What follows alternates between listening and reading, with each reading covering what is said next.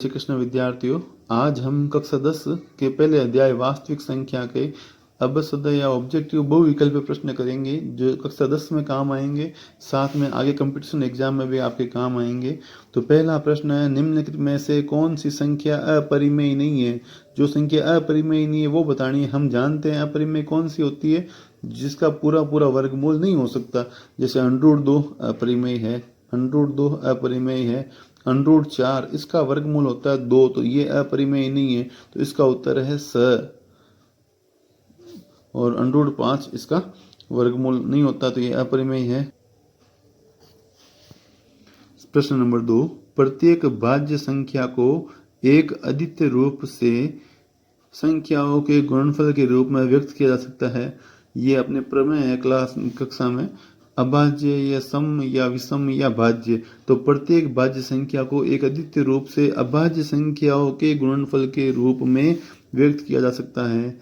Euclid विभाजन प्रमेय का a बराबर BQ प्लस R का प्रयोग 17/6 के लिए करने पर R का मान होगा।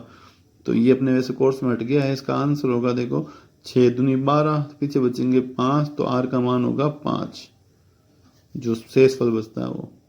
ये भी अपने कोर्स में नहीं है। 12 और 5 का HCF क्या होगा। 12 और 5 में किसी संख्या का भाग नहीं जा रहा, तो इसका HCF क्या होगा, 1।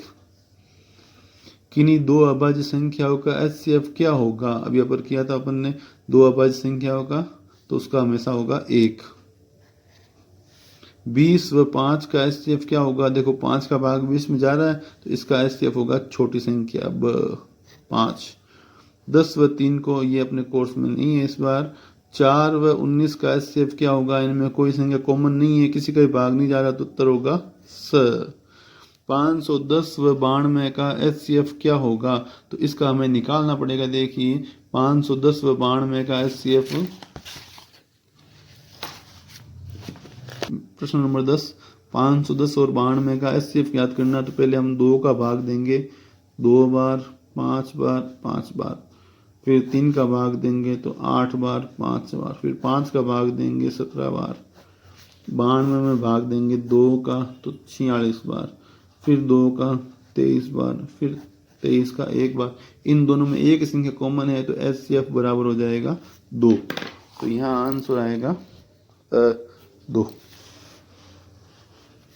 दो धनात्मक पूर्णांकों के LCM और HCF में संबंध होगा। दो धनात्मक पूर्णांकों में LCM और HCF में हमेशा लगभग LCM बड़ा होता है या बराबर हो सकता है। तो इसका उत्तर होगा LCM बड़ा होगा HCF से। बराबर कब होगा, जब दोनों संख्या समान हो, जो कभी होती नहीं है। तो LCM बड़ा होगा HCF से। प्रत्येक धनात्मक विषम पूर्णांक को किस रूप में लिखा जा सकता है जबकि P कोई पूर्णांक है। प्रत्येक धनात्मक विषम पूर्णांक को किस रूप में लिखा जा सकता है, तो हमेशा होगा 2p + 1। सम को 2p लिख सकते हैं और विषम को 2p + 1।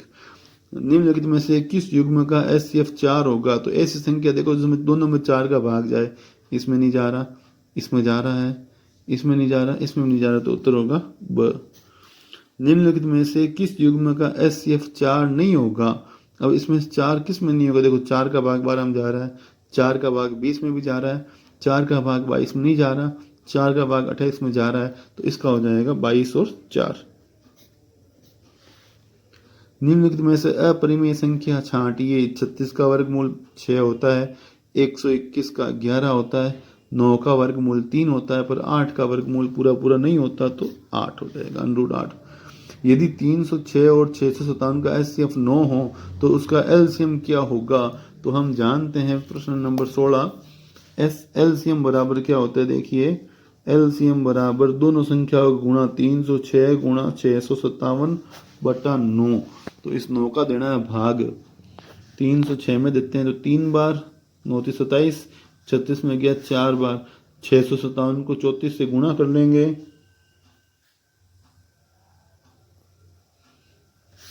तो 657 गुणा 34, 7 × 28 हासिल 2, 5 × 20 2 22 हासिल 2, 24 2 26, 7 21 1 हासिल 2, 5 15 2 17 7 हासिल की 1, 6 18 1 19, तो 8 3 22,338। तो इसका उत्तर हो जाएगा ब। 26 व 91 का एचसीएफ क्या होगा? तो ऐसी संख्या सोचो जिसका भाग 26 में भी जाए 91 में भी जाए।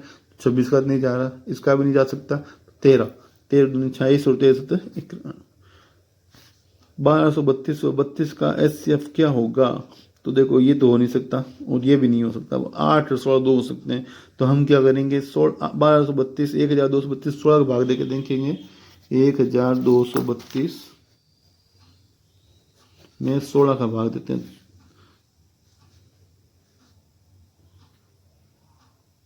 16 सत्तर 112,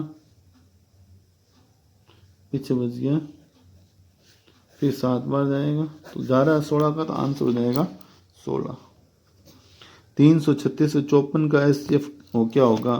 तो देखिए क्वेश्चन नंबर 19, 336 और 54, 2 का भाग दिया 1 बार, 13 में 6 बार 8 बार, फिर 2 का भाग दिया, फिर 2 का भाग दिया, फिर 2 का भाग दिया, फिर 3 का भाग दिया, 54 में 2 का भाग दिया, फिर 3 का भाग दिया, फिर 3 का भाग दिया, फिर 3 का। देखो इसमें 2 एक बार है और 3 भी एक बार है, तो 2 इंटू 3 बराबर 6। इसका आंसर होगा, इसका उत्तर है स।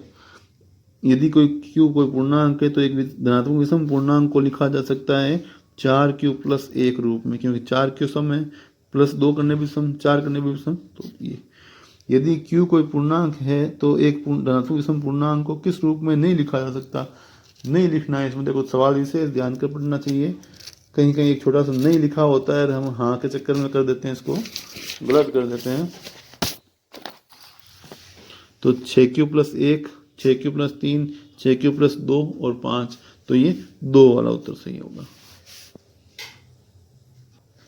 22 नंबर प्रश्न है, एक मिठाई विक्रेता के पास 420 काजू की बर्फियां और 130 बादाम की बर्फियां हैं। वह इनको ऐसी डेयरियां बनाना चाहता है कि प्रत्येक डेयरी में बर्फियों की संख्या समान रहे तथा ये डेयरियां बर्फी की परात में न्यूनतम स्थान घेरे। इस काम के लिए प्रत्येक डेयरी में कितनी बर्फियां रखी जा सकती है? तो इसमें न्यूनतम रखना है, इसका मतलब क्या हुआ? इन दोनों में किसका भाग जा रहा है? तो 10 का भाग जा रहा है, उत्तर हो जाएगा 10। किसी परेड में 616 सदस्यों वाली एक सेना की टुकड़ी को 32 सदस्यों वाले एक आर्मी बैंड के पीछे मार्च करना है। दोनों समूहों को समान संख्या वाले स्तंभों में मार्च करना है। उन स्तंभों की अधिकतम संख्या क्या होगी जिसमें वे मार्च कर सकते हैं? तो इसमें एचसीएफ ज्ञात करना है 616 और 32 का। तो इसमें 2 का भाग दिया 3 बार, 0 बार, 8 बार, फिर 2 का भाग दिया, फिर 2 का भाग दिया, फिर 7 का भाग दिया,